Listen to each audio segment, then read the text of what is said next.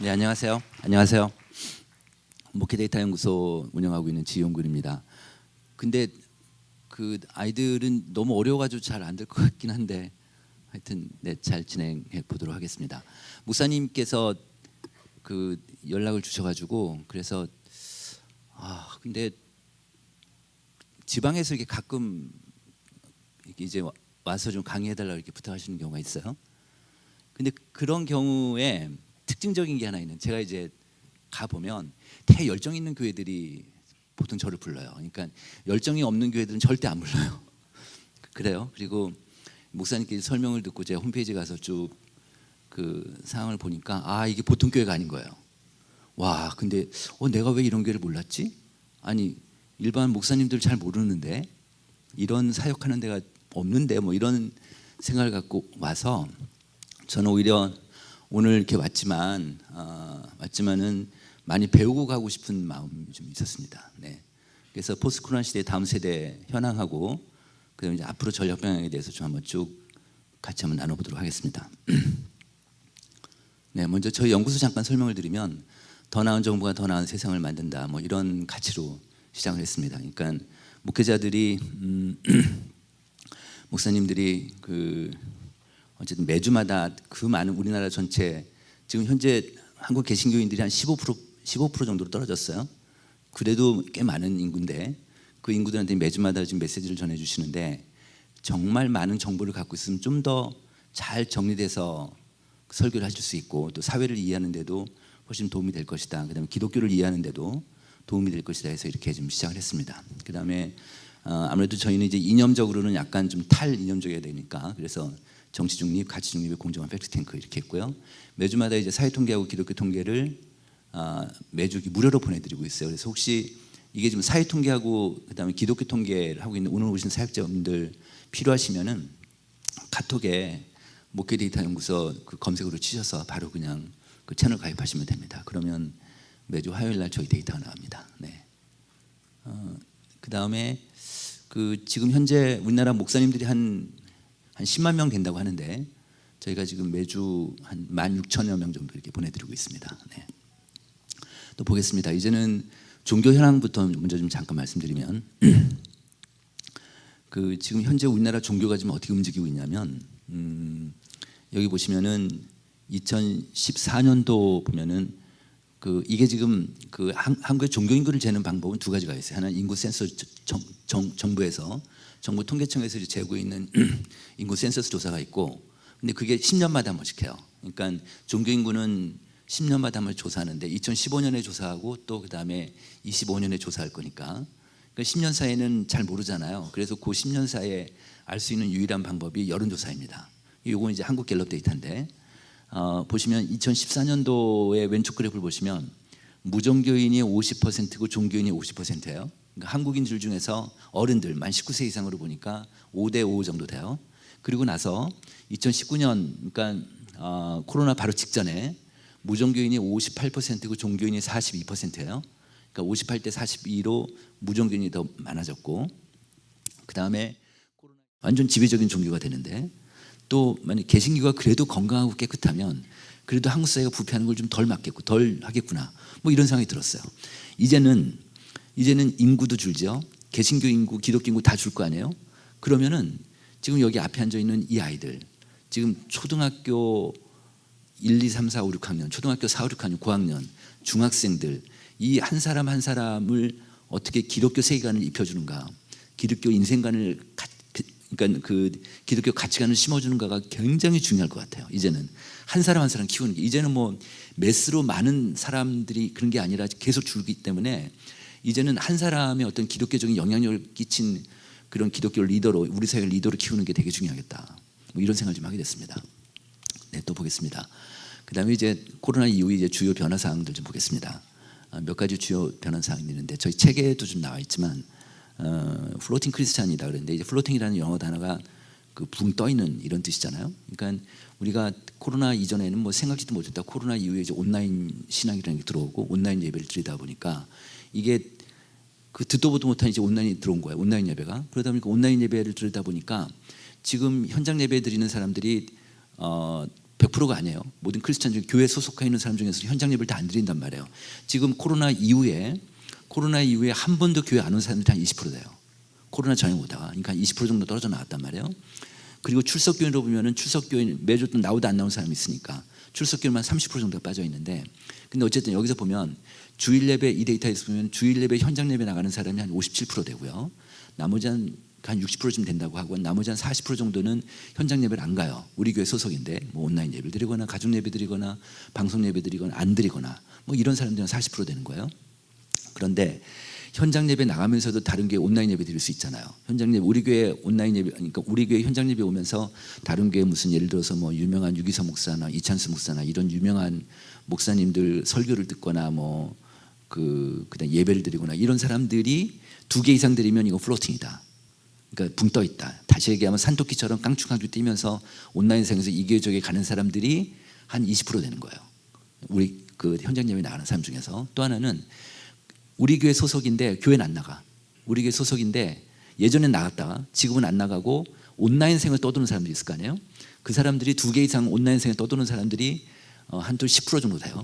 그러니까 합해서 그러니까 플로팅이라고 온라인상에서 떠도는 사람들이 한 30% 돼요. 지금 30% 되는데, 그런데 이게 점점 늘어난다. 이게 지금 코로나 이후의 현상이다. 이렇게 보시면 되고, 두 번째는 뭐냐면 이게 SBNR이라고 있는데 이게 이제 종교 사회학 용어입니다. SBNR 이래서 spiritual, 그러니까 영적인 욕구가 있어요. 그다음에 but not religious, 그러니까 종교적이지 않다. 다시 얘기하면 난 영적인 갈급함이 있는데 근데 종교적이진 않아. 그러니까 교회 가는 걸 싫어하는 사람들이에요. 그러니까 소위 얘기해서 논산 한빛교회 같은 이런 교회에 가는 걸 싫어하는 사람이에요. 예를 들면 어떤 사람들이냐면 이제 코로나 이후에 잘 안 나와요. 안 나오는데 이제 교회 권사님이나 뭐 집사님이 아유 좀 나와봐, 교회 좀 나와봐, 이렇게 안 나와. 그래서 겨우 설득해서 교회 왔어요. 오니까 교회 오랜만에 오니까 교인들이 아이고 집사님 왜 이렇게 오랜만에 왔어, 뭐 손도 잡아주고 이렇게 좀 환대할 거 아니에요. 아이 좀 잘 좀 나오지 뭐. 이게 불편한 사람들, 이게 불편한 사람들 있잖아요, 그죠? 이렇게 사람들한테 환대받는 게 불편한 사람들, 이런 사람들이 SBNR이다. 이런 사람들이. 그리고 이제는 교회 오면 우리 집에 모든 문제를 다 알아. 어릴 때부터 교회 생활 같이 했으니까 우리 엄마의 문제, 우리 아버지의 문제, 우리 집안의 문제, 나의 문제, 이걸 우리 집의 약점을 아는 사람이랑 이제 섞고 싶어 하지 않아요. 말 섞고 싶지 않아요.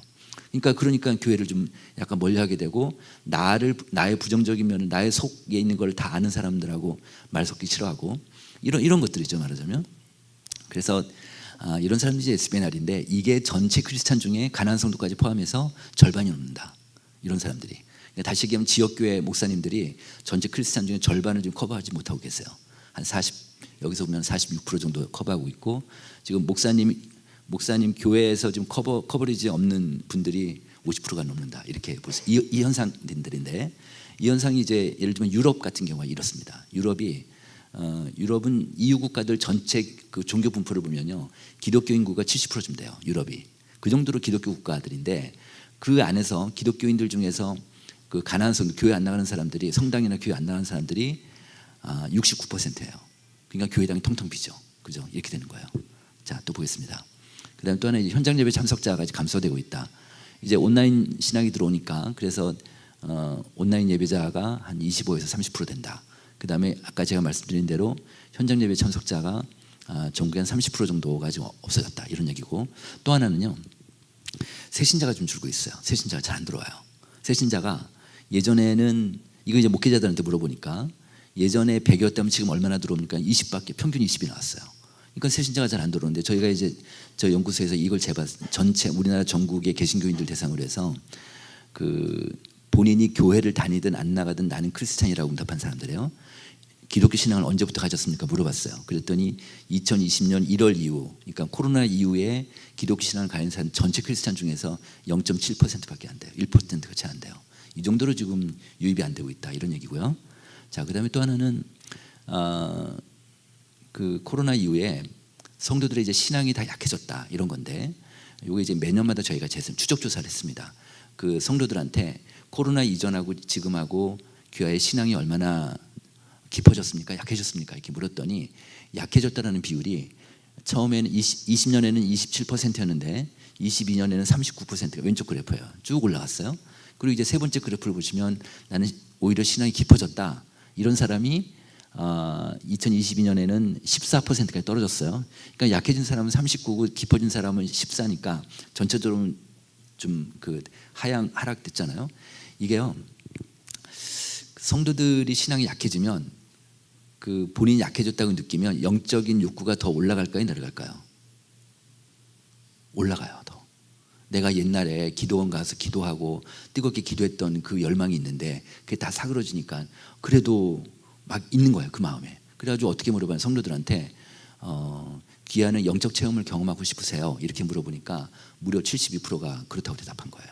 근데 이게 72%가 교회 중직자들 뿐만이 아니에요. 일반 집사도 아닌 일반 성도도 굉장히 높아요. 청년들도 높아요. 거의 비슷해요. 이 정도로 영적 욕구들이 되게 좀 많이 올라와 있다. 이거를 지금 현재 사람들의 이 영적 욕구 분명히 올라와 있고, 지금 교회에서 액티비티 다 떨어지고 있고, 교회 뭐 전도라든지 봉사활동, 성경 공부, 제자훈련 다 떨어지고 있는데 지금. 근데 사람들은 이렇게 올라와 있으니까 이거 충족 안 시키면 안 되겠죠, 그죠? 그래서 지금이 되게 좀 중요한 시기 같아요. 교인들이 지금 영적 욕구를 이거 어떻게 한국 교회가 충족시킬 수 있는가가 되게 중요한 시점인 것 같습니다. 그다음에 이제 또 하나는 모든 교회가 상군사공의 위기인데, 허리 지금 어떻게 보면 다음 세대, 여기 앞에 있는 다음 세대는 그야말로 다음의 문제예요. 지금 당장 급한 거는 바로 지금 현재 당회원들, 안수집사들, 이 사람들 교회 리더십들을 지금 승계할, 이을 좀 상군사공 허리 세대가 좀 바로 이어야 되는데 이 사람들 교회를 안 나오는 거예요. 이 사람들이 코로나 이후에 많이 준 거예요. 자, 그런데 이걸 좀 말씀드리면은 상공사공이 직장인들이잖아요. 아무래도 직장인들이 많으니까 이 사람들이 요즘은 예전보다 직장에 대한 스트레스가 더 심하다고 그래요. 왜 그러냐면 중소기업들도 다 성과 측정을 해요. 성과 안 되면 안 되니까. 그러니까 우리 사회가 워낙 경쟁이 치열하니까, 이젠 성숙기 사회가 아니니까 다 경쟁이 치열하니까 성과를 무조건 내야 되니까, 그래서 직장인들이 되게 힘들어요. 되게 스트레스도 많지. 또 하나는 이게 결혼해서 이제 아이를 키우다 보면 이제 육아를 하잖아요. 제가 우리 아들을 결혼시켰어요. 아들 하나인데 저는 결혼시켰는데 이제 아들하고 며느리는 손녀가 하나 있는데 얘를 이제 직장생활 안 하고 아이만 키워요. 그러면 제가 가만히 걔네 사는 걸 보면 부인이 애를 이제 하루 종일 이제 육아를 하다가 남편이 회사에서 일하고 이제 지친 몸을 끌고 이제 밤에 9시 들어와요. 그러면 부인이 애를 남편한테 맡기고 지는 안방으로 썩 들어가는 거예요. 그럼 이제 그다음부터 이제 우리 아들은 또 애를 봐야 돼. 예를 들면 이게 공동육아라는 거예요. 이게 며느리가 저한테 그래요. 아버님, 저는 독박육아는 안 해요. 또 이러는 거예요. 요즘은 육아를 독박육아라는 표현을 써요. 그러니까 요즘 젊은 사람들은 다 공동육아라는 걸 해요. 그러니까 힘들지. 서로 힘든 거예요. 서로. 그러니까 이런 스트레스가 심하면, 근데 목사님들이 설교할 때 인생에 고난이 많으면 교회를 더 찾게 되잖아요. 사람들이. 그렇잖아요. 근데 현실은 안 그래요. 현실은 안 그래요. 힘들면요 안 와요. 더 안 와요. 교회를 안 오게 되고, 특히 상군사공들이 삶이 너무 찌들고 힘드니까 교회를 잘 안 오게 되고, 저희가 상군사공 조사를 해보면 이 사람들이 자기 삶이 힘든 게 자기 신앙을 더 떨어뜨렸대요. 자기 신앙을 떨어뜨리니까 교회를 안 나가게 되고, 예전에 현장 예배 가는 걸 온라인 예배 드리게 되고, 온라인 예배를 드리다가 안 드리게 되고, 이런 연쇄적인 게 되니까. 근데 상군사공이 교회를 안 나오게 되면 어떻게 될까요? 그들의 자녀까지 안 나오게 되는 거니까. 한빛교회는 분명히 상군사공이 잘 되실 것 같아요. 왜 그러냐면 자녀들이 나오니까 교회. 그렇잖아요. 그래서 이게 연쇄적인 거라서 지금 한국교회가 지금 가장 큰 어려움이 지금 상군사공이다. 제가 아는 교회는 저희 후원교회인데, 이 교회는요 오후 예배를 어른 예배하고 상공사공 예배를 따로 드려요. 그러니까 별도 공간에서 어른 예배는 어른 예배대로 드리고 상공사공만 따로 드리는데, 상공사공 그들의 자녀까지도 같이 예배 같이 드리는 거예요. 그리고 이제 부교육자가 설교를 하면 애들이 시끄럽게 막 도떼기장처럼 많이 왔다 갔다 하고 막 그럴 거 아니에요. 그걸 참아내더라고. 그걸 참아내는 거예요. 부모도 참아내고 목사님도 참아내고, 이러다 보니까 그 예배가 어떻게 되냐면요 꽉 차는 거예요. 다시 얘기하면 주변 교회에 상공사공이 일로 와요. 주변 교회 상공사공이. 그러다 보니까 그 교회는 교회 학교가 잘 되지. 이게 연쇄적이니까. 네, 그런 걸 봤습니다. 네, 그다음에 이제 또 넘어가겠습니다. 그다음에 또 하나는 양극화 문제인데, 교회 양극화가 이제 예전부터 되게 심해졌죠, 그죠? 예전부터 계속 와 있는데, 현재 지금 우리나라 전체 교회 교인 수를 보면 교인 수 0명인 교회가 있어요. 목사님만 아예 그냥 교인이 없는 교회가 한 7% 돼요. 7% 정도 돼요. 영명인교회부터 쭉 해서 가운데 교인 수가 가운데 그러니까 전체 교회가 있으면 가운데 교회가 한 50명 정도 됩니다. 50명. 그러니까 그 그래프를 그리면 밑으로 이렇게 쭉 가다 갑자기 확 올라가는 이런 그래프가 돼. 한국 교회가 이렇게 되는데 이게 좀 양극화된다. 정확히 얘기하면 양극화라는 건 뭐예요? 잘 되는 교회는 더 잘 되고 안 되는 교회는 더 안 되고 그렇잖아요. 전체적으로 보면 물론 한빛교회는 잘 되지만 전체적으로 보면은 하향 양극화라고 봐야 돼요. 그러니까 큰 교회도 약간 떨어지고 작은 교회는 더 떨어지고 이런 하향 양극화라는 그런 현상인데 여기 그래프를 한번 보십시오. 왼쪽 그래프를 보면 작년 대비 올해 교회 예산이 어떻습니까? 라고 목사님들한테 물어봤어요. 그랬더니 전국적으로 보면은 증가가 17이고 감소가 28이었어요. 그러니까 감소하는 교회가 더 많아요. 근데 29명 이하의 소형교회를 보니까 증가는 9%고 감소는 39예요. 그러니까 감소가 훨씬 많죠. 그죠? 맨 아래 보십시오. 500명 이상 되는 교회를 보면 39%가 증가고 감소가 16이에요. 그러니까 완전히 반대죠. 그죠? 완전히 반대예요. 그러니까 우리도 알다시피 사역이라는 게 뭐예요? 돈이거든요. 돈이 없으면 사역하기 어렵잖아요. 근데 어쨌든 큰 교회들은 재정적으로 여유가 있는 거예요. 근데 이제 코로나 때 한번 휘청거리고 그다음에 이제 21년, 22년 넘어오면서 이제 그 큰 교회들은 어느 정도 다 회복이 된 거죠. 근데 작은 교회는 그렇지 않아요. 근데 오른쪽 거 볼게요. 오른쪽 거 보면은 이건 뭐냐면 현재 교회 재정 상태가 어떻습니까? 이렇게 물어봤어요. 그랬더니 어렵다라는 전체 전국적으로 보면은 어렵다라는 교회가 46이고 여유가 있다가 23이에요. 그러니까 어려운 교회가 훨씬 더 많죠. 재정적으로. 그러니까 한국 교회는 전체적으로 좀 어렵다고 봐야 돼요. 그죠? 그런데 맨 아래 보십시오. 500명 이상 되는 교회는 29명 이하 교회부터 보면 어렵다는 교회가 79, 여유가 있다가 4예요. 그러니까 작은 교회는 다 어려워요. 그죠? 근데 이제 맨 아래 보시면 500명 이상 되는 교회는 어렵다가 4고 여유가 있다가 65예요. 완전 반대예요. 그러니까 잘 되는 교회는 그래도 여유가 어느 정도 그 큰 교회들은 여유가 있고 작은 교회들이 좀 어려우니까 저는 이렇게 이런 좀 쉬운 말로 얘기하면 저 29명 이하 소형 교회가 한 전체 한 30%쯤 돼요. 전체 우리나라 전국 교회 30% 정도 좀 죽어가고 있는 거예요. 네, 그렇잖아요, 그죠? 네, 근데 이거 막을 수 있을까요? 제는 교회 못 막아요. 이거 우리가 코로나 이후에 그 큰 교회에서 그 너무 작은 교회들이 어려우니까 임대료 보내주기, 임대료 지원을 얼마나 많이 했어요. 그거 지금까지 하나요? 못해요. 지금 그거 어떻게 그냥 밑빠진 독에 물 붓기지. 어려운 거죠. 네. 그래서 지금 이런 문제가 있다. 그래서 양극화 문제가 심하다 이런 얘기고요. 네, 또 보겠습니다. 제가 얼마 전에 수원에 한 교인 수가 한 3,000명 되는 교회, 큰 교회 가서 강의를 했는데 그 목사님이 이제 저한테 그러시는 거예요. 하도 교인이 안 나와가지고 코로나 이후에 안 나와서 부흥회를 기획을 했대요. 부흥회를. 그래서 이제 뭐 그 유명한 목사님도 모시고 이제 몇 달 전부터 교인들한테 구역별로 다 광고하고 다 동원하고 막 이래가지고 이제 다 해서 부흥회를 했는데 부흥회 첫날 전 교인의 10%도 안 왔다는 거예요. 아, 그러니 이 목사님이 얼마나 속상해. 너무너무 마음이 상해가지고 너무 안 오니까 그렇게 오라고 했는데 안 오니까 그게 또 이제 그 모신 목사님한테도 너무 미안하고 뭐 이런 걸 얘기를 하는 거예요. 진짜 안 모인다 뭐 이런 얘기를 하는 거예요. 지금 한국계 특히 이제 큰 교회들 같은 경우는 저기 많이 안 모이잖아요.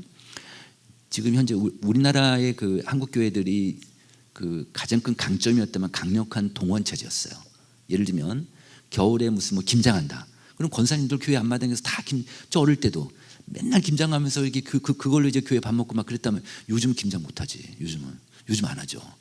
교회 봉사 이제 그렇게까지 봉사를 안 하시는 거죠. 지금은요. 서울 같은 경우는 그 많은 교회들이 교회 식당 운영을 못 해요. 아직도. 왜냐하면 봉사자가 없어서 안 하시겠다고 하니까 이런 상황이 된 거예요. 그만큼 동원이 없다. 또 하나는 뭐냐면 교회 동원, 교회 어떤 행사를 하거나 무슨 이벤트를 하거나 뭐 수련을 하거나 저 같아도 제가 이제 청년 때 제가 청년 때 무슨 교회 수련회를 하면은 그냥 일주일 내내 그냥 교사로 가서 제가 그 교육부서의 교사도 아니지만 가서 봉사하고 막 그랬단 말이에요. 근데 지금은 그러진 않지. 그러니까 어떻게 보면 지금은 그냥 교회 봉사에 그 가장 그 밑바닥에서 움직이는 친구들이 바로 교회 그 학생들 청년들인데 청년들이 안 움직여요. 지금 청년들이 과거만큼 이렇게 백업이 안 되는 거예요. 근데 왜 그러냐? 청년들은 제가 이제 저희 그 아까 제가 저희 그 아들하고 며느리 그 예를 들면 앞에 식탁에서 밥을 먹기 전에 이렇게 둘이 얘기를 해야 되는데 얘기를 안 해요. 둘이 얘기는 안 하고 그냥 고개 숙이고 그 핸드폰만 보는 거예요. 둘이. 그게 뭐 하나 했더니 핸드폰으로 얘기를 하고 있네. 문자를. 요즘 청년들은요 너무 수평적이에요. 문자로 대화하고 이렇단 말이에요. 말하자 앞에 있는데도. 그러니까 교회 문화가 어때요? 다 수직적이잖아요. 까라면 까는 거고 그냥 목사님이 얘기하면 다 들어야 되고 그런 게 교회 어른들이 얘기하면 다 들어야 되고 이런 게 있는데 우리 때도 그랬으니까. 근데 요즘 청년들은 안 그렇지. 문화가 다르니까. 근데 교회 밖에서 세대 갈등이 있어요, 없어요? 일반 사회에서 세대 갈등이 크잖아요. 그죠? 높죠. 되게 높아요. 교회 안에서 세대 갈등이 있어요? 교회 안에서 한번 보세요. 잘 안 보여요. 잘 없어요. 그리고 실제로 조사하면 교회 밖에서는 세대 갈등이 있는데 교회 안에서는 세대 갈등이 별로 없어요. 왜 그럴까요? 청년들이요 입을 다무는 거예요. 입을 그냥 갈등의 소지를 없애버리는, 그냥 말을 안 해버리는 거예요. 그러니까 교회 장로님하고 청년들하고 만약에 얘기를 한다 그러면 그냥 얘기를 안 하는 거지. 그리고 마음에 안 들면 조용한 사직, 조용히 떠나는 거죠. 말하자면 요즘 이제 이런 시대가 됐다. 그래서 이제는 동원이 안 되기 때문에 이제는 새로운 패러다임이 필요하다. 새로운 패러다임. 그럼 이제 새로운 패러다임도 어떻게 보면 지금 이 논산 한빛교회에서 하고 있는 다음 세대 이 무브먼트가 저는 정말 새로운 패러다임이라고 보는데 많은 교회가 이거 못 따라할 거예요. 그렇지만 그래도 의지가 있는 교회는 따라할 수 있겠지만 어쨌든 이런 것들이 계속 샘플이 되고 모델이 되고 한국교회에 널리 퍼졌으면 좋겠는데 그런데 이런 새로운 패러다임이 필요한데 이제 누가 먼저 하느냐. 누가 의지를 갖고 먼저 하느냐. 그런데요 목사님 혼자 할 수 있을까요? 교회 당회가 움직여야 돼요. 지금의 한국교회는 당회가 움직이지 않으면 절대 목사님 혼자 못해요. 그럴 거 아니에요. 그죠? 그러니까 교회 리더분들이 다 같이 이런 의지를 갖고 의지를 가지려면 자기 희생을 해야 되는데 포기를 해야 되는데 이런 거를 목사님 설득할 수 있느냐. 이거 되게 쉽지 않죠. 그죠? 그래서 이게 하나의 패러다임을 바꾸고 하나의 새로운 무브먼트 하는 거는 교회 시스템을 바꿔야 되는 거니까 정말 어렵다. 특히 전통적인 교회일수록 더 어렵고 뭐 50년, 60년, 70년 된 교회 진짜 어렵고 목사님 나이가 많을수록 또 어렵고 그죠? 이렇게 되는 거죠. 말하자면. 그런데 거꾸로 목사님 연령이 낮아지고 그다음 교회 연한이 짧은 교회일수록 교회 혁신에 대한 지향성은 되게 높아요. 네, 지금 그렇습니다. 또 볼게요 이제. 자, 그다음 다음 세대 얘기하겠습니다. 다음 세대 보면 자, 이 그래프는 뭐냐면 이제 과거 50년 동안의 유소년 0세부터 14세까지니까 초등학교까지네요. 유소년 인구가 43에서 9%로 줄었다 이거예요. 이거 잠깐 보시면 그 왼쪽에 그래프를 보시면 1970년도에 지금 그 하늘색이 0세부터 14세 이 유소년 인구 가운데가 57이 15세에서 64세까지에서 이제 생산 가능 인구라고 그래서 그러니까 경제 활동할 수 있는 사람들이고 그 다음에 맨 위가 그 주황색이 65세 이상 노인들입니다. 근데 1970년대 지금부터 이제 50년 전에는 우리나라 전체 인구의 40% 정도가 아이들이었어요. 야, 그 정도 젊은 나라였어요. 지금 저 정도 되는 나라가 동남아에 좀 있는데 가장 대표적인 나라가 지금 아이들이 한 40% 되는 그 나라가 동남아 중에서 베트남이 그렇습니다. 베트남이 이래요. 우리 베트남 여행 가면 다 젊은 사람밖에 없잖아요. 네, 그렇습니다. 그러니까 우리 한 50년 전에 지금은 우리 안 그렇잖아요. 지금 볼까요? 22년도에 보니까 0세부터 14세까지는 25%고 그다음에 노인들이 한 10%쯤 됩니다. 2022년에 지금 이거는 지금 한국이 아니라 세계네요. 세계. 이게 지금 그렇고 그 세계는 2022년에도 어린아이들이 노인보다 좀 많고요. 근데 이제 오른쪽 한국 걸 볼게요. 한국 걸 보면 1970년에 43%가 아이들이 43%고 그다음 노인들은 3%밖에 없었어요. 우리나라가 지금부터 50년 전에는.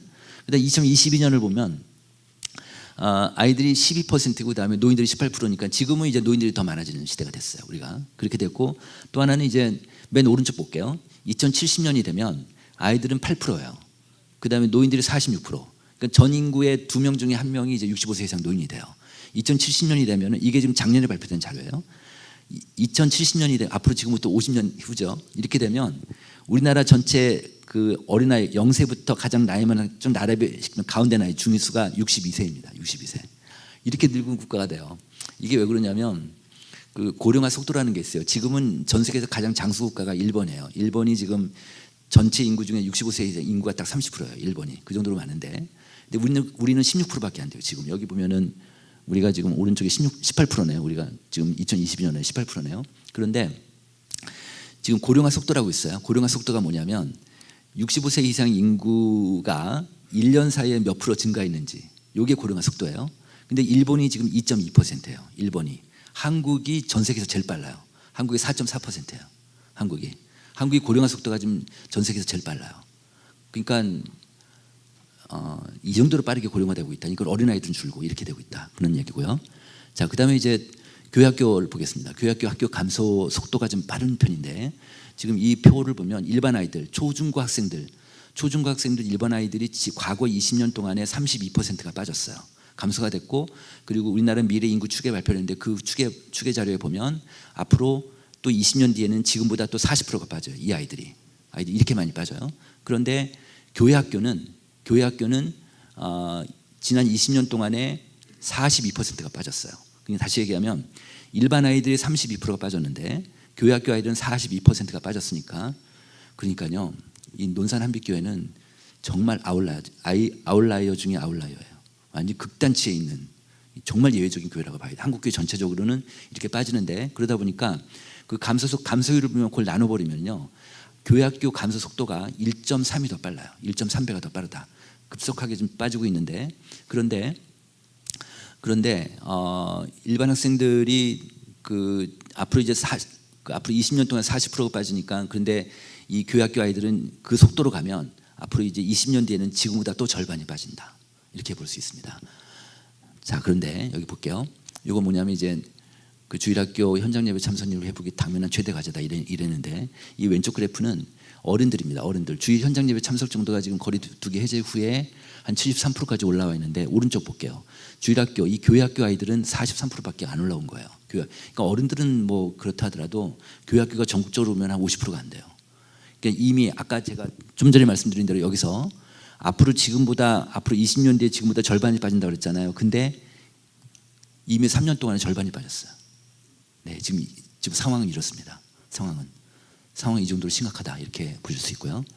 네, 그다음에 이제 이번엔 중고생들, 그 초등학생들은 조사하기가 좀 어렵습니다. 아무래도 응답하기가 좀 어려워서 중고생들부터 보통 일반 조사회사에서는 다 조사를 하게 되는데, 기독 청소년들, 중고생들 조사를 해봤어요. 그 데이터 중에 몇 가만 갖고 왔습니다. 이건 뭐냐면 그 주중에 신앙생활을 얼마나 하느냐, 이렇게 몇 시간 하느냐 이렇게 물어봤어요. 뭐 말씀을 보든지 기도 생활을 하든지 뭐 큐티를 하든지 이런 거죠. 그랬더니 청소년 중에 빨간 게 청소년인데 아예 하지 않는다가 28%, 그다음에 5분 이내 뭐 기도하거나 좀 뭐 식기도 하거나 이럴 수 있겠는데 5분 이내 하는 비율이 24%니까 5분 이내까지도 하나도 안 한다고 하면 절반이 넘어요. 그러니까 교회학교 아이들이, 그러니까 지금 중고등부 아이들이 이게 지금 교회 출석하는 아이들이에요. 근데 주중에서는 신앙생활을 절반 이상이 안 하고 있어요. 아예 안 하고 있어요. 그럼 교회 와서 예배드리고 분만공 하는 걸 끝나는 거예요. 분만공도 안 하는 애들도 많고 이렇게 된단 말이에요. 자, 그리고 근데 요거는 이제 그 푸른색은 이제 어른들 기준인데, 어른보다는 훨씬 아이들이 더 신앙생활을 안 하고 있죠. 네, 그렇습니다. 그다음에 요거 뭐냐면 이제 그 코로나 이후에 이제 신앙생활의 질적 변화가 또 어떠냐 그런 건데, 지금 이제 중고생들하고 어른들하고 비교를 한 겁니다. 아까 제가 얘기했던 이제 교회 출석자 기준인데, 코로나 이전보다 약해진 것 같다가 신앙이 학생들은 35%인데 어른들은 27이었다. 그다음에 깊어진 것 같다가 중고생이 16이고 어른들이 20이었다. 그러니까 중고생들이 더 차이가 많죠, 그죠? 확실히 어른들보다는 중고생들의 신앙이 더 약해져 있어요. 더 약해져 있다, 이런 얘기고요. 자, 그다음에 이건 뭐냐면 이제 그래서 앞으로 10년 뒤에 어른이 되면은 지금 나가는 교회를 계속 나가겠습니까? 이렇게 학생들한테 물었어요. 그랬더니 크리스찬 청소년들은 계속 다니겠다가 60이었고 청년들도 조사했거든요. 2030 청년들한테는 물었더니 청년들은 64%. 다시 얘기하면 안 다니겠다나 모르겠다는 아이들이 지금 10대 청소년들은 40%까지 올라가고 있다, 이런 얘기고요. 그러니까 지금 본인 생각에 지금 현재 중고생들 중에서 모태신앙 비율이 한 60% 돼요. 그다음에 한 20% 정도는 이제 그 어릴 때 교회를 다니고 이런 아이니까 다 부모 손잡고 교회 나오는 아이들이거든요. 그럼에도 불구하고 이 아이들이 한 40% 정도는 이제 앞으로 교회를 떠나겠다, 이렇게 생각. 왜 그럴까요? 왜 이런 생각을 할까요, 얘네들이? 물론 이제 어리긴 하지만 이게 부모에 이끌려서 자기 의지로 교회 다니는 게 아니란 말이에요. 그죠? 이런 요인이 크죠, 사실은. 네, 그렇습니다. 그다음에 이제 또 하나는, 그래서 지금 중고생들 그 교회 다니는 아이들이 지금 예배를 잘 안 나가게 되는데 예배 참석이 가장 커들이 뭔가를 한번 생각해 봤어요. 가장 첫 번째는 학원이죠. 그죠? 공부일 거 아니에요? 공부 과외 학원 때문에가 그러니까 지난주 예배 드리지 않은 학생들한테 물어본 거예요. 그랬더니 공부 과외 학원 때문에가 50%, 코로나19로 학생회를 운영하지 않은 30 이렇게 나왔어요. 그다음 맨 오른쪽 보시면 한 20% 정도 부모님이 교회 나가는 걸 반대해서 이렇게 됐어요. 제가 아는 교회인데 이제 목사님한테 얘기 들었어요. 고등부 부장 집사인데 고등부 부장 집사의 이제 아들이 고등부 중학교에서 고등부가 된 거예요. 아들이 고등부 부장 집사인데 중학생에서 고등학생이 됐는데 애가 교회를 안 나오는 거야. 아이가. 그래서 부장 집사한테 물었더니 친구들끼리 아버지가 교회를 못 나가게 한다고 그러는 거예요. 아버지가 학원 때문에. 그래가지고 결국 그게 소문이 나서 결국 이 부장 집사 그만뒀어요. 그러니까 이게 교사임에도 불구하고 아이들을 교회 못 가게 하는 거예요. 학원 때문에. 뭐 이런 현상이 나타나는 거죠. 그 정도로 지금 공부가 가장 큰 허들이고, 그래서 저는 생각에 두 번째가 이 부모였습니다. 부모. 아이들이 지금 교회를 못 가게 하는, 교회 안 나가게 하는 가장 큰 허들이 두 번째는 저 부모라고 생각했습니다. 이 데이터를 잠깐 보면 그 중고생들한테 교회 나가는 애들은 물어봤어요.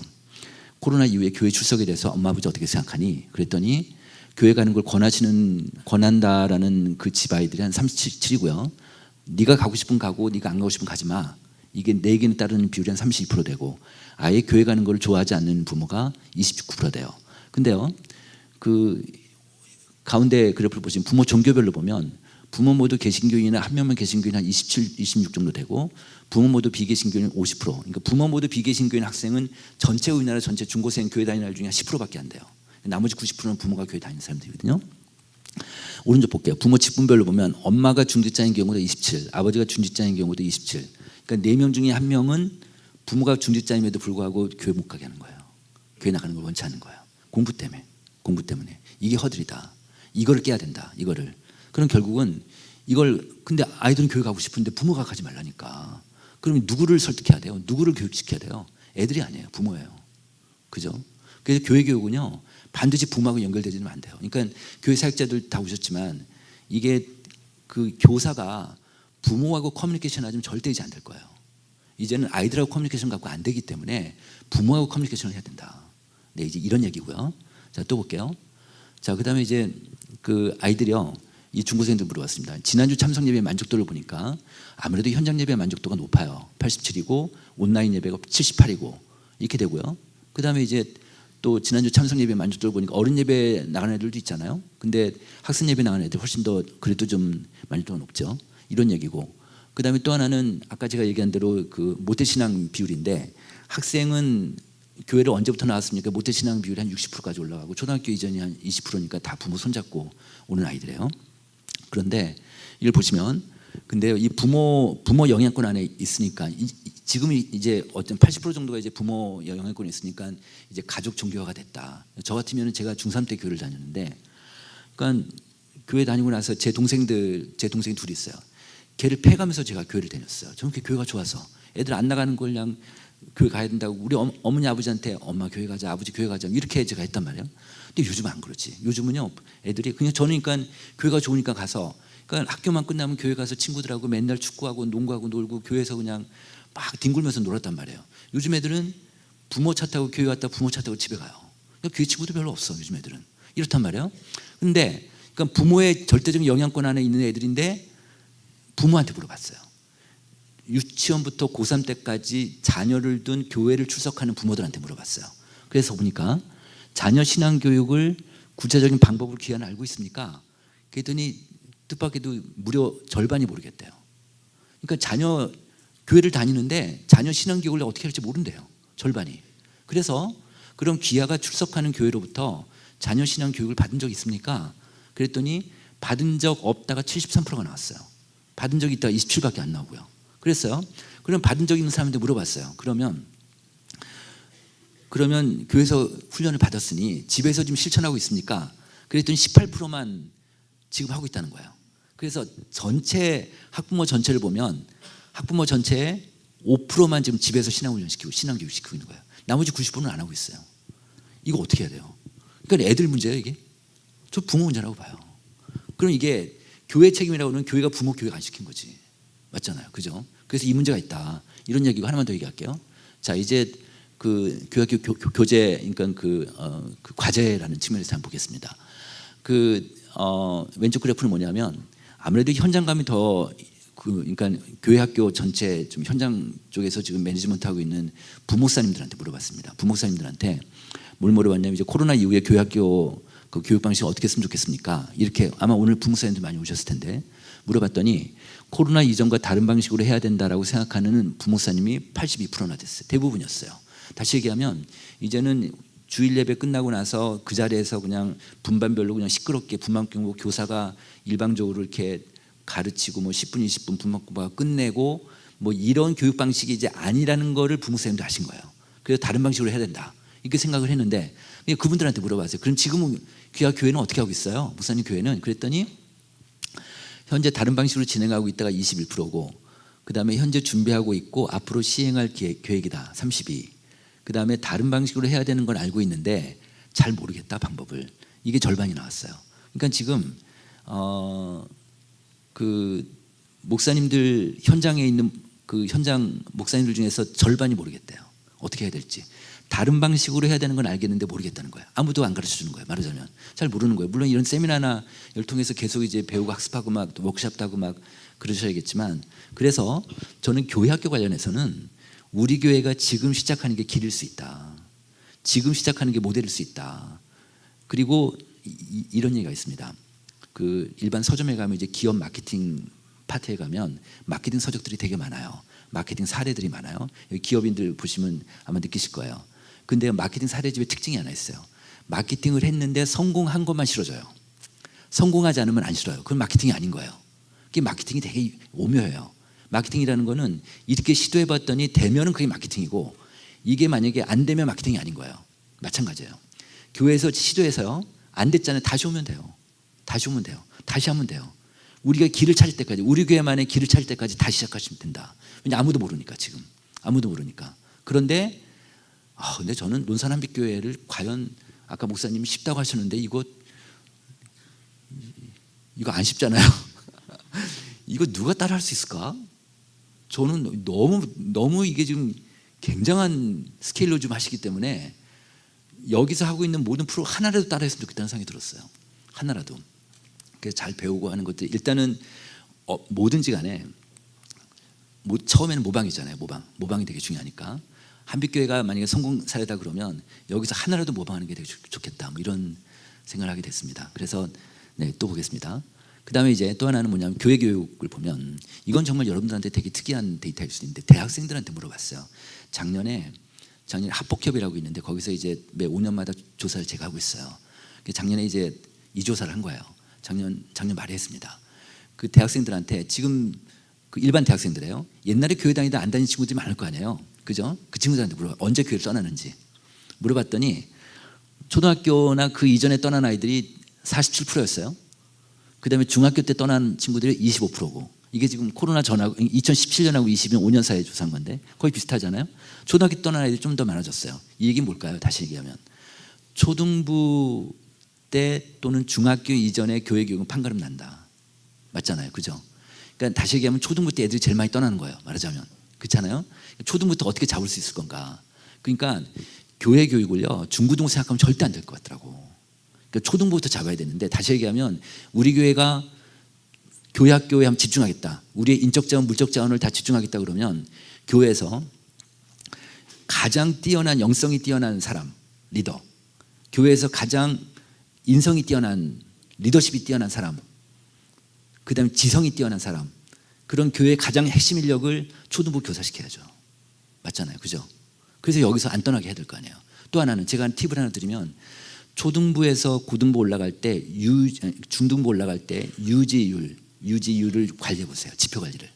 다시 얘기하면 우리 교회 초등부가 50명이에요. 근데 중등부에 만약에 30명이 올라갔어. 그러면 40%가 빠진 거잖아요. 이런 식으로 해마다 관리하시면 좋아요. 매년마다. 그리고 교사들한테 그 지표 관리를 하게 하셔야 돼요. 교사들한테. 그죠? 예를 들어서 그래서 중학교 1학년 교사가 되게 중요해요. 중학교 1학년 교사는 초등학교 6학년 안 오는 애들 찾아가야 되는 거지. 말하자면. 그죠? 그 유지를 갖고. 네, 그런 전략이 좀 중요할 수 있겠다. 이런 생각이 좀 들었습니다. 또 보겠습니다. 그다음에 이제 부모 문제인데 여기 보시면 아까 제가 이제 부모 얘기를 했지만 학생들한테 물었어요. 신앙생활의 가장 큰 영향자가 누구입니까? 이렇게 물었어요. 그랬더니 학생이 이게 지금 2019년하고 21년 코로나 전후로 두 번 조사한 건데 엄마예요. 엄마. 압도적으로 엄마가 높아요. 두 번째가요. 코로나 전하고 후하고 2등이 바뀌었어요. 코로나 전에는 목사님이었어요. 근데 코로나 후에는 엄마로 바뀌었습니다. 아버지로 바뀌었어요. 아버지로. 그러니까 부모예요. 맨 오른쪽 볼게요. 교회학교 교사가 꼴찌예요. 그러니까 교회학교 교사가 아이들한테 영향력이 없어요. 머릿속에 없는 거죠. 왜냐하면 이제 부모 꿈 만드는 아이들 많기 때문에. 그리고 또 하나는요. 저렇게 영향력 없는 이유가 뭐냐면 그래서 저거 이유를 물어봤어요. 저희가. 물어봤더니 뜻밖의 대답이 나왔어요. 우리 반 선생님이 준비를 안 해와요. 네. 이런 선생님들이 이런 응답이 꽤 높게 나와요. 그러니까 교사에 대해서 영향력이 없는 거지 말하자면. 근데 또 교사들 입장 보면 또 이게 완전히 또 교회학교 교사가 교사들끼리는 3대 업종이래요. 그렇게 또 힘들다고 또. 네. 그러니까 다 입장이 있지만 어쨌든 이 아이들 입장에서 보면 이렇다는 거죠. 그리고 또 볼게요. 그 다음에 그 신앙생활에 도움받은 게 뭡니까? 이렇게 학생들한테 또 물어봤어요. 그랬더니 교회 예배나 설교가 가장 높았어요. 그런데 이제 그 코로나 전에는 그 집회나 수련회였어요. 여름 새학에 집회나 수련회였는데 코로나 후에는 그걸 못하니까 그게 줄어들고 두 번째가 뭐가 튀어나왔냐면 가정예배가 튀어나왔어요. 여기 아이들 가정예배 드리는지 모르겠는데 그 집에서 가정예배 드려? 안 드려? 몰라? 하여튼 네. 그 가정예배 중고생들 저 가정예배가 쑥 올라온 거예요. 그래가지고 근데 저게 되게 특이했어요. 우리나라 전체 개신교인들 전체 기독교인들 중에서 가정예배 드리는 비율이 채 20%가 안 됩니다. 한 15에서 한 20% 왔다 갔다 해요. 그러니까 이 데이터 응답한 애들은 가정예배 드리는 집 애들일 거 아니에요. 그죠? 그렇게 저게 딱 튀어나온 거예요. 근데 제가 이제 저희 집에서 가정예배를 드려요. 제가 제 아내하고 이제 같이 가정예배를 한 달에 한 번씩 드려요. 그러니까 주일날 오후에 드리는데 교회 갔다 와서. 근데 어느 날 이제 교회 갔다 와서 제 아내랑 둘이 뭐 말 다툼하다 싸웠어요. 자, 둘이 싸웠어요. 그래가지고 이제 아내는 안방으로 들어가 버렸고 저는 그 옆방에 그 서재에서 이제 혼자 있는데 가정 예배를 드려야 되는데 이 여자가 안 나오네. 그래서 시간이 됐는데 그래서 또 가서 또 예배 드리자고 또 얘기하기도 어렵고 막 이렇게 좀 그랬어요. 그래서 결국 그날 마음이 다지니까 안 되더라고 그게. 그래서 그날 가정 예배를 못 드렸어요. 제 경험을 생각해 보니까 이 가정 예배라는 거는 절대적으로 부부관계가 중요하구나. 부부관계가 좋아야지만 가정 예배 드리는 거지. 부부관계 안 좋으면 절대 가정 예배가 안 되는구나. 우리나라 중직자 중에서 아내하고 배우자하고 관계 안 좋다라고 응답한 비율이 한 25% 돼요. 그러니까 중직자 중에서도 관계 안 좋은 사람이 많죠. 근데 그것도 부부관계가 좋아했는데 맨날 술만 먹으면 또 안 될 거 아니야. 이게 같이 좀 영적인 대화도 해야 되고 목사님 얘기도 하고 목사님 설교 얘기도 하고 뭐 성경 공부 성경 얘기도 하고 자기 큐티한 얘기도 하고 자기 영적인 고민 얘기도 하고 뭐 이래야지만 이게 가정 예배가 가능하잖아요. 그리고 또 하나는 이 데이터 보면 그 집에 애들이 지금 가정 예배 들어온 건데 부모하고 자녀가 관계가 좋아야지만 가정 예배 들어오겠구나 이런 생각이 든 거예요. 관계 안 좋으면 요즘 애들이 뭐 들어오려고 하겠어요? 그러니까 결국 세계를 잡고 들어가면 결국 부모 신앙교육이죠. 부모 신앙교육. 그죠? 부모 신앙교육이에요. 아이들한테 문제점을 찾는 게 아니라 부모한테 찾아야겠다. 그래서 하나의 사례가 있습니다. 그 서울의 그 이천동에 충신교회라고 있는데 그 충신교회가 부모 스쿨을 해요. 부모 스쿨. 그 교회가 저희 후원교회라서 이제 제 그 목사님께 말씀드렸어요. 이 매 기수마다 이제 뭐 몇십 명씩 이렇게 훈련을 받는데 코로나 전에는 몰랐대요. 느낌이 없었대요. 그냥 뭐 이런 걸 하니까. 근데 코로나 후에 그 효과가 나타나는데 교회 학교 아이들이 빠지지 감소가 안 됐대요. 애들이 다 찾아오고 있는 거예요. 다 오는 거예요. 애들이 부모를 교육했는데 와 그런 현상이 나타나는 거예요. 또 부모들이 다 교회를 찾아오고 있으니까 어른들도 별로 안 빠졌대. 그 교회는 그게 되게 특이한 교회죠. 교회 학교가 안 빠지니까. 근데 이유는 부모 스쿨, 부모를 교육하니까. 그래서요 지금은요 정말 부모하고 이런 교회, 가정, 부모하고 아이하고 이런 삼각관계로 사역하지 않으면 절대 안 된다. 왜냐하면 가족 종교가 됐기 때문에 이렇게 보는 거예요. 그래서 또 하나 보면 여기서 이제 목사님들도 이제 이미 아시죠. 이게 목사님들한테 물어본 겁니다. 교회가 바뀌거나 준비해야 될 게 무엇입니까? 했더니 부모 교육이 가장 높게 나왔어요. 또 볼까요? 그다음에 이건 뭐냐면 이제 교회학교 교육을 해서 이제 노회가 이건 이제 목사님들한테 똑같이 물어본 거예요. 그 교회학교 교육을 해서 노회가 뭘 지원했으면 좋은지 이렇게 물어봤더니 얘기 나왔어요. 교회와 가정이 연계되는 신앙 교육을 좀 제공했으면 좋겠다. 왜냐하면 우리 교회 자체적으로 못하니까 이제 큰 데서 좀 이건 해줬으면 좋겠다 그러는 건데 저게 가장 높아요. 그러니까 이제 목사님들도 이제 부모 교육이 중요하고 집에서 왜냐하면 이제 코로나 때 잘 못 오고 했으니까 집에서 교육시키는 게 되게 중요한데 그게 교회하고 연계돼야 된다. 제가 하나 이 사례가 있습니다. 그 서울 노원구에 좀 큰 교회인데 저희 그 교회에서 저희 연구소한테 교인 의식 조사를 부탁을 했어요. 의뢰를 했어요. 그래서 이제 저희가 다 조사하고 교인들 다 의견 받아가지고 분석하고 해서 보고서를 내고 제가 이제 정교인 앞에서 발표를 하게 됐어요. 근데 그 데이터 결과에 특이한 게 하나 있었습니다. 어떤 게 있었냐면 보통의 교인들은요 교회 만족도 가장 높은 게 목사님 설교예요. 목사님 설교 만족하지 않으면 다른 교회로 가겠지. 안 가니까 목사님 설교가 제일 높아요.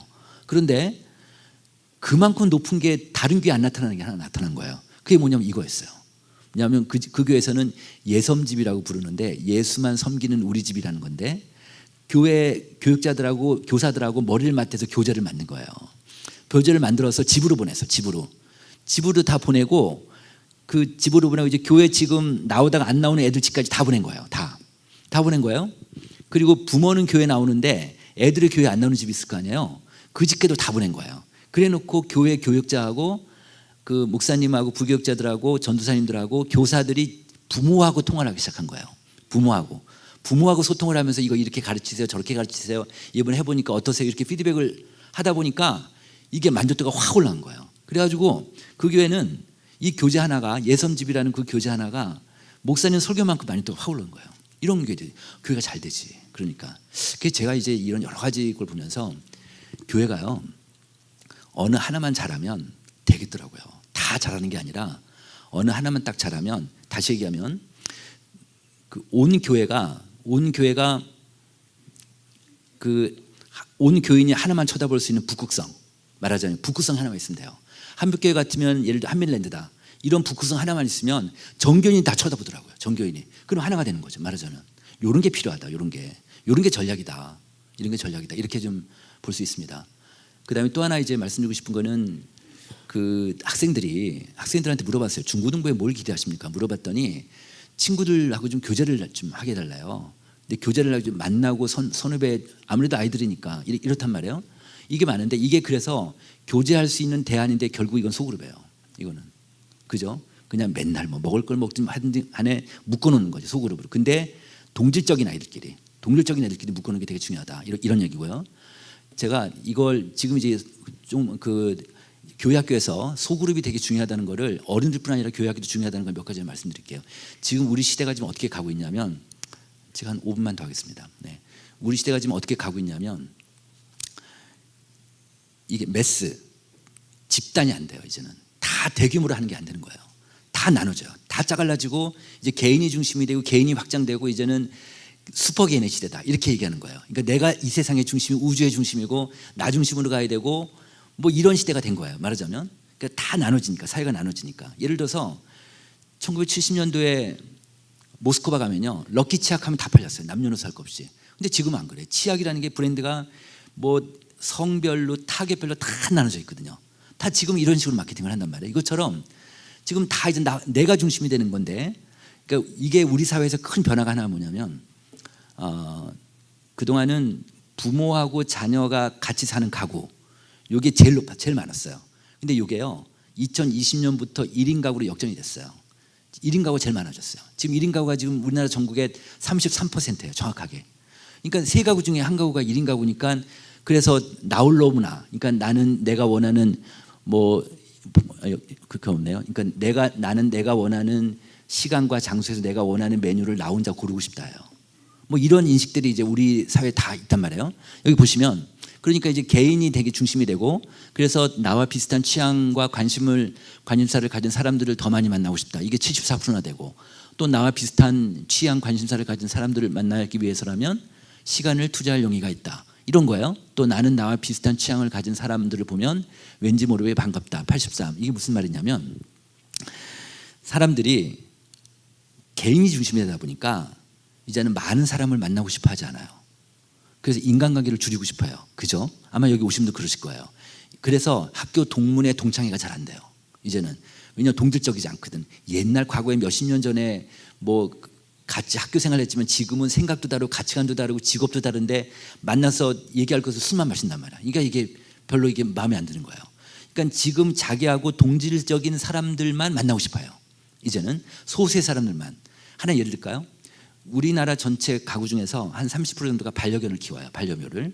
그럼 반려견들을 이제 반려견은 산책을 시켜야 되니까 공원에 산책을 데리고 나가요. 그러면은 여기 반려견 키우시는 분들 아마 그 경험 있으실 거예요. 되게 특이한 현상이 있어요. 모르는 사람인데 반려견 주인끼리 친해져요. 그죠? 그래요. 그 이상해. 왜 그럴까요? 동질적이어서 그래요. 반려견을 키운다는 동질적인 거. 이게 현대 소그룹의 가장 핵심이에요. 동질적인 거. 그러면 모든 소그룹을 하는데 이 동질적인 가장 큰 변수가 연령입니다. 연령을 묶어주는 거예요. 예를 들면 교회에서 아주 전통적인 교회 구역 예배가 있어요. 그럼 구역 예배 구역장님이 이제 권사님이니까 구역이 한 65세다. 예를 들면 그러면 그 65세 권사님의 구역 모임에 나오는 구역원들을 한번 연령을 보세요. 다 고연령대예요. 비슷해요. 그죠? 30대 40대 젊은 주부가 젊은 여자 집사님이 절대 안 가죠. 가서 말이 안 되는데 말이 많다는데 어떻게 하겠어요?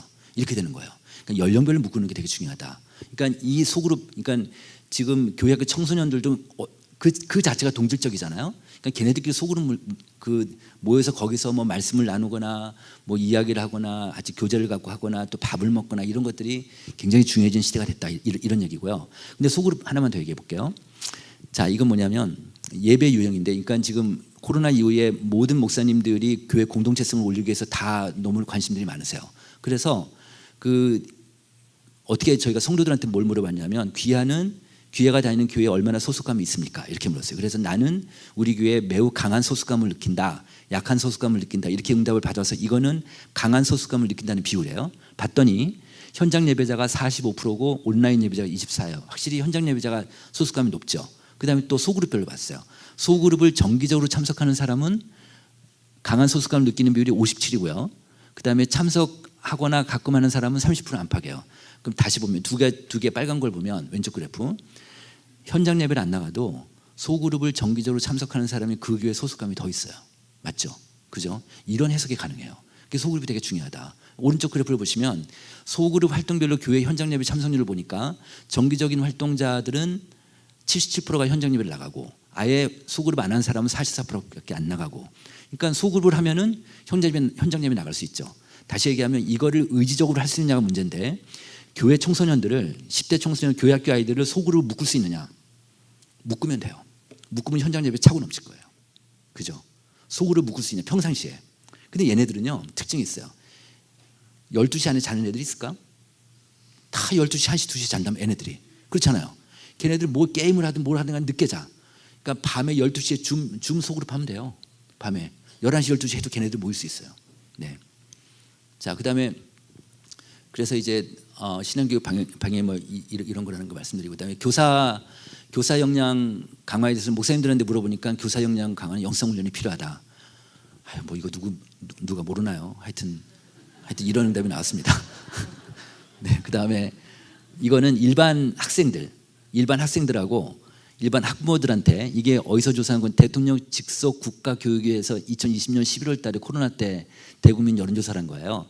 학부모 7,000명하고 학생 9,000명, 10,000명을 조사한 거예요. 굉장히 큰 조사인데 이걸 물어봤어요. 교사들 희망하는 교사상이 뭔가를 물어봤어요. 그랬더니 개별 학생들에게 관심을 쏟으며 이해와 소통을 하는 교사가 학생은 70%, 학부모는 85%, 압도적으로 높죠.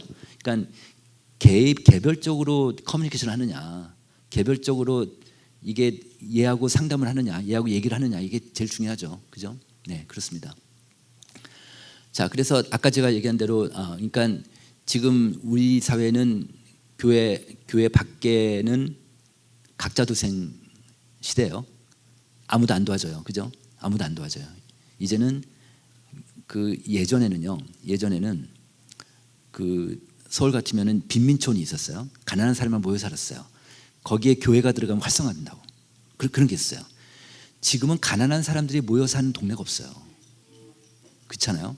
없어요. 가난한 사람만 판자촌이 확 있고 그러지 않아요. 그럼 가난한 사람들 어디가 있을까? 분명히 있을 텐데 어디가 있을까요? 옥탑방이나 반자로 다 들어가 있는 거예요. 다 뿔뿔이 흩어졌어요. 그러니까 이들이 유일하게 컨택할 수 있는 접촉할 수 있는 사람은 동사무소의 사회복지사밖에 없어요. 교회도 안 돼요.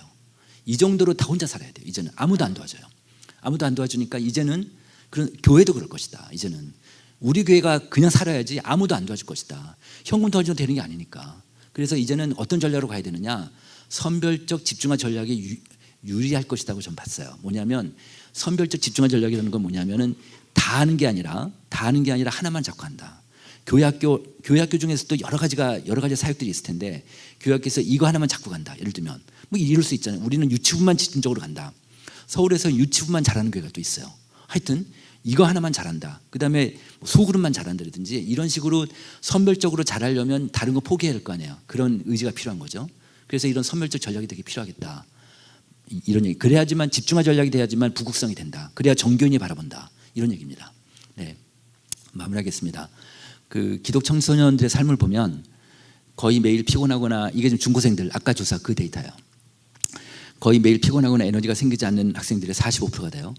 아, 참 거의 하루 종일 슬프거나 짜증나다가 30% 되고 자살에 대해서 깊이 생각한 비율이 한 27% 되고 10대 청소년들의 사망 원인 1위가 자살이에요. 그다음에 OECD 청소년 행복지수가 최하위권이다.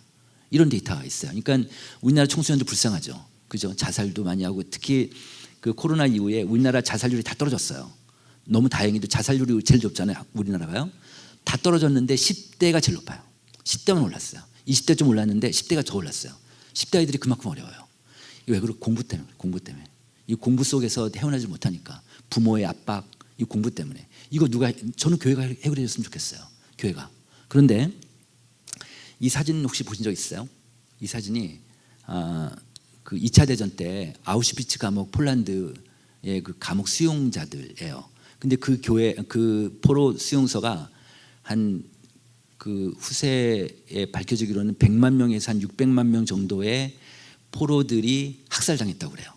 그러니까 매일마다 그 가스실에서 죽어 나오고 먹을 걸 안 주니까 굶어 죽기도 하고 그다음에 너무 힘드니까 자살자도 많고 이랬는데 이 사진이요. 사람 보세요. 피골이 상접해 있는데 얼굴들이 웃죠. 이게 마지막 해방되는 날 찍은 사진이래요.